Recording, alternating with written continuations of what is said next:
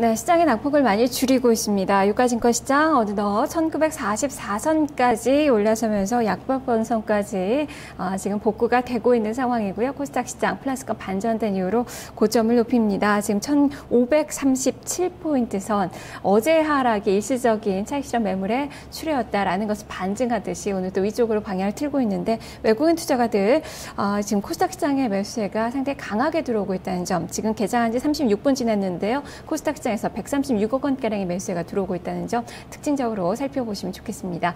자, 오늘 시장 궁금증 많으시죠? 이벤트도 있는 날이라서 더 그러실 텐데요. 2시에 방송이 되는 2시 파업스테어 타임 시간에 이슈통 시간이 마련이 되어 있습니다. 여러분들과 주제에 대해서 많이 이야기를 해보는 시간인데요. 그 주제 지금 받고 있습니다.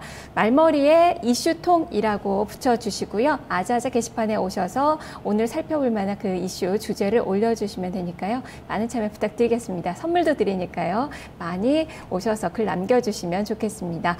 자, 시장은 이렇게 저점에서 조금씩 턴을 하고 있습니다. 여기서 전략 어떻게 세워봐야 될지 지금부터 증권사 연구원들의 의견 살펴보도록 하겠습니다. 삼성증권 임수균 연구원입니다. 옵션 만기 프로그램 매물 부담에 유의를 해보자라는 관점인데요. 추격 매매보다는 관망세를 유지하자라는 의견을 제시했습니다. 동양증권 조병현 연구원입니다. 알코아의 부정적인 업황 전망 제시 등 경기 우려가 가중되고 있다라는 평가입니다. 글로벌 증시 부진을 예상을 하자라는 시각을 전했습니다. 한양증권 임동락 연구원입니다. 금통위의 금리 인하가 예상이 된다라면서 내수주의 단기 관심이 필요하다라는 의견을 제시했네요. 우리투자증권 이무진 연구원입니다. 옵션 만기일 매도 우위가 예상이 되지만 무난한 물량 수하 과정을 전망을 하고 있습니다. 자, 이렇게 증권사 의견을 들어봤는데 오늘 변수에 대한 이야기들이 많이 제시가 되고 있네요. 자, 이 중에서 우리투자증권 이무진 연구원과 이야기 나눠보겠습니다. 연구원이 안녕하세요. 네, 안녕하세요. 네, 시장 오늘 해외 증시에 비한다면 상당히 선방하는 모습이 나타나고 있는데요. 오늘 또 말씀해 주셨듯이 한 줄 전략으로 이야기를 해 주셨듯이 만기일도 있는 날이고 또 금통일도 있는 날입니다. 시장 어떻게 보십니까? 예, 오늘 크게 두 가지 좀 말씀을 드릴게요. 옵션 만기일 먼저 말씀을 드리겠습니다. 일단 옵션 만기일 결론적으로 좀 말씀을 드리면, 일부 국내 비과세 인덱스의 어떤 청산 정도만 우려되고 있는 상황입니다. 청산 규모가 2에서 3천억 정도 된 규모라는 점에서 무난한 소화 과정이 예상이 되고 있습니다. 외국계 차익 매수 청산에 대해서 조금 투자자분들의 우려가 조금 높은 상황인데요. 연말 배당 을 고려한다면 청산 가능성은 좀 낮을 것으로 예상을 하고 있습니다.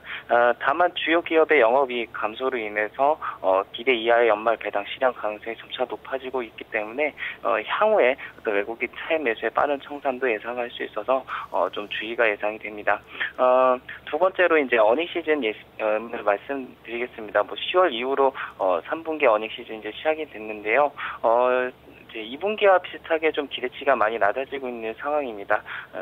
2분기 당시에도 수적 시즌이 시작되면서 좀 예상치나 어떤 기대치가 좀 많이 낮아졌기 때문에 좀 이러한 좀 기대치가 전분기에 이어서 좀 낮아지고 있다라고 볼 수 있겠고요. 이에 따라서 어떤 전분기 대비 전년 동기 대비 어떤 증가율보다는 최근에 어떤 추정치 증가하는 업종을 좀 중심으로 좀 보셨으면 좋겠습니다. 예.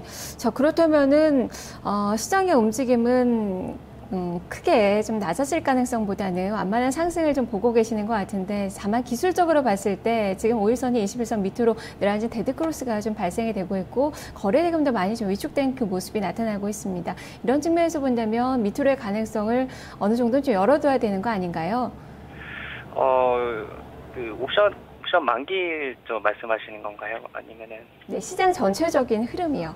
예, 단기적으로. 흐름 같은 경우는 사실 조금 외국인의 매도세가 좀 진행되고 있고요. 현재 지수대가 좀 수급적으로 봤을 때 연기금이나 투신권의 어떤 조금 수급적으로 좀 강하게 들어올 수 있는 구간이라고 볼 수 없기 때문에 향후에 조금 외국인의 조금 수급이 조금 다시 좀 전환이 돼야 조금 이제 지수가 좀 상승 반전할 수 있을 것으로 생각이 들고요. 이제 지수 전체적으로는 이번 달은 좀 전체적으로 심리적으로나 좀 봤을 때 좀 단기적으로 좀 둔화 좀 박스권 장세 정도 예상을 하고 있습니다. 네, 앞서서 체크 포인트로 어닝 시즌을 이야기를 해주셨습니다. 그렇다면 이에 따른 그 전략이 필요할 텐데요. 어떤 업종 중심으로 좀 전략을 세워볼까요? 네, 말씀드렸듯이 어떤 전분기 대비 어떤 전년 동기 대비 증가하는 업종에 관심을 갖기보다는 좀 탄력적으로 최근에 어떤 추정치가 영업이익 추정치라든가 순이익 추정치가 증가하는 업종에 대해서 좀 접근하시는 것이 좋겠고요. 이러한 업종으로는 최근에 보시면 항공 운수 업종이 최근에 좀 추정치가 증가하고 있는 것으로 나타나서 이들 업종에 대해서 좀 관심을 가질 필요가 있겠고, 특히 업종 내에서 이제 대한항공 같은 경우는 3분기 여객 부분 실적 호조 예상이 되고요.